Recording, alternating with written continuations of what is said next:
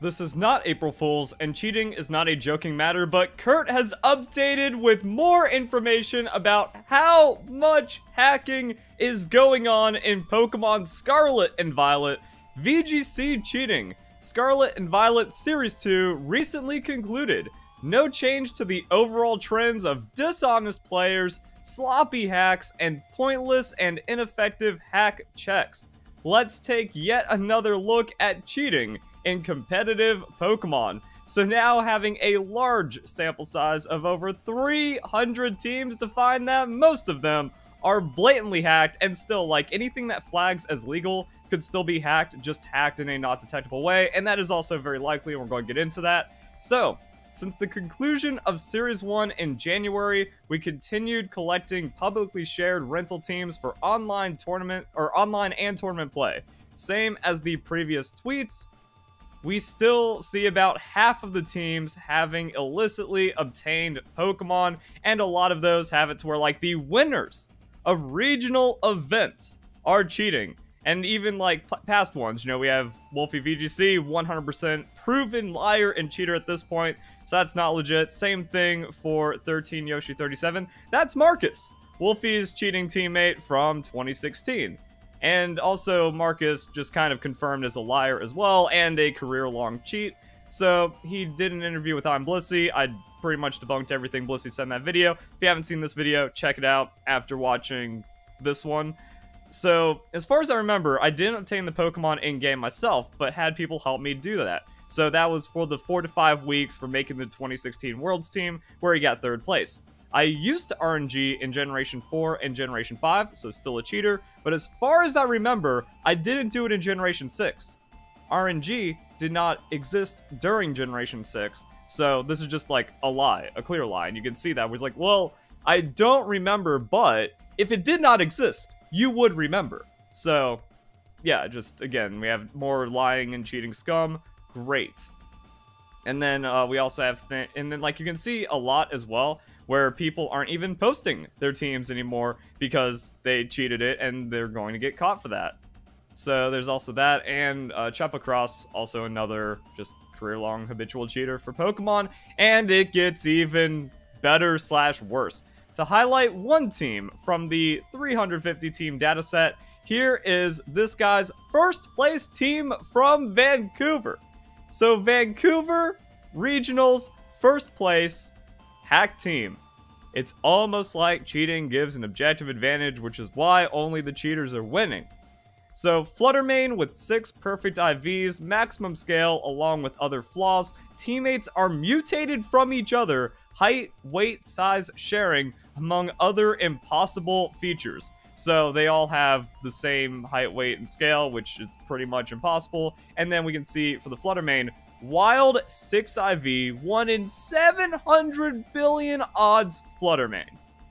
Even the easiest shiny Pokemon to get in the history of Pokemon, because of the ghost shiny food bug, hacked. They can't even be bothered to spend the 10 minutes to get a normal competitive Pokemon. But once again, Verlisify always right. Shiny Pokemon are still 99% hacked to not being hacked, and a full team of shiny Pokemon means the dude is hacking, or even a majority team of shiny Pokemon. Oh man, he's got the one non-shiny to look legit. Nah, clearly hacking because of all the shinies and all this other stuff. So that's like another interesting thing that was kind of on the come up is, okay, with Paradox Pokemon and Golden Go, you can't get them in the wild, so you can't have the natural IVs. At least hack that properly, right? Can't even do that. So 508 EVs the entire team. Verlisify always right. That is a clear sign, completely indicative of cheating. And then 3-3 PP ups the entire team, level 100 the entire team. And then there's like other notes about reading the Google Doc. I'm going to do that for another video to really just have like the uber hack analysis all condensed into its own video. Lilligant has Breakthrough Trash Bites. That's new. Which is Torkoal's name. Wow. Same for Dragonite plus King Trash Bite sharing. Mutated from other Pokemon for all 4 eggs is the same team is obviously Gen. So tried to make it look like from an egg, but then hacked in all the things for the egg Gen. Alright. Another overcooked team is Cortex VGC. Never heard of them, but let's see what we got. top 16 Dallas, top 8 Collinsville, top 16. Top players, top 4 Vancouver. You gotta cheat. It's all cheating. Cheating gives an advantage, which is why it's impossible to compete as a legitimate player until something is done about this. 9th place, Charlotte team, similar deficiencies. Team is definitely a statistical outlier. Other competitors must have a skill issue and simply can't catch perfect wild Pokemon. Boom. Never mind, yeah. I was wrong. This guy's just so lucky to, once again, be able to have a 1 in 550 billion catch on the shiny... I forget what that thing's called. But yeah, look at that. Look at all those IVs. Amazing. Everything, 508, 33, no caps. Yeah, see, no bottle capping, so on the perfect IVs. 1 in 27. Personality mark on top of it. We've got Wolfey's Moltres back at it. 164th for min-max scale. And then, hey, look at all these other hacked Pokemon, and they're shiny. Full shiny team, the one non-shiny for plausibility, and still a thing. Also, the marks plus the maximum scale and stuff, like, it's just wild. 1 in quintillion trainer information. Cool. Something Terra Raid. Those are still being hacked and distributed. It's just bad. I think the big thing about this one is that, like, the Pokemon size, it's either minimum size or maximum size on top of being a shiny with natural 31 IVs and a mark and all kinds of other nonsense going on. There's the 508 EV flag again. Yeah, we just got cheating. As previously shown, the distribution of prize money and championship points indicates that 40% or more of prizes is awarded to cheaters. Now it says being skewed because Wolfey won an event, but he's a cheater. We also have the same thing for Marcus and others. So if you actually, like, remove, or if you flip it for the historical proven cheaters as well, like, yeah, it's like 90% is going to cheaters. But going off of the indisputable Generation 9 data alone, 40% or more of prizes are awarded to cheaters. This number is likely an underestimate because fewer top-placing players are sharing their rental teams, perhaps to avoid incriminating themselves. So yeah, we're also seeing that. Like, we're seeing less distribution of rental teams over time. This also happened for the breakdown of the 2022 World Champion, proven cheater as well. So we have this from the 2022 Worlds Update. Since we've been observing rental codes since the game released in 2019, we can plot the rental IDs against date time since they were shared online. Interesting to note, there was a huge amount of team sharing when the game first came out. Likely because of 2 reasons. People were playing the game on release. Players had not yet accumulated enough in-game resources to have perfect teams.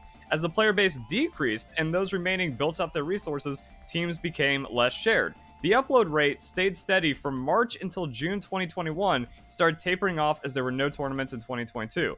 When events returned in February 2022, the rate shot up as players developed the meta and then went back to a low rate. Many of these tournaments happening, we should be seeing a higher rate of rental uploads, but we see the otherwise because players didn't want to reveal spreads, or players with illegal teams were spooked into posting the PokePaste or codeless due to previous tweets starting in August last year. And that was the one where it's like, oh yeah, by the way, Wolfey confirmed hacker. Also, all of the Play Pokemon 25th Anniversary Invitational people were cheating. Same thing for Players Cup 4, same thing for all the Players Cup. So yeah, it's like, boom, all these people playing, and then we see a little bit of a jump from, like, regionals becoming a thing again. But then, oh wait, never mind, people were getting caught more and more, and then just, like, very little sharing, and then they also just would put the team up, but they wouldn't give any rental code. So now we're seeing the same thing with Pokemon Scarlet and Violet. There's still a high demand for rental teams, and a lot of people posting rental teams, but they are hiding the code, and they are not doing anything. Also, it's open team sheets for Pokemon VGC in Generation 9, which means, like, you have no reason to not share your rental team for the having your spread revealed. I discussed the barriers that players face obtaining teams legitimately and frustrations, also forecasting for future years and consoles.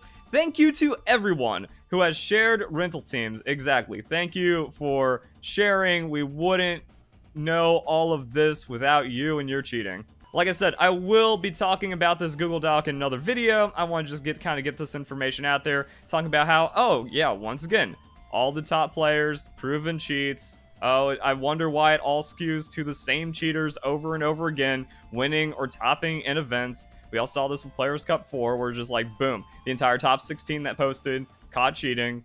And then, again, all of the invitational players for 25th. And then just every world champion that isn't Japanese. And even then, there's a lot of questionable Japanese players out there. So there we go, guys. Hope you all enjoy the video. Hope you have a nice day. Thank you very much for watching.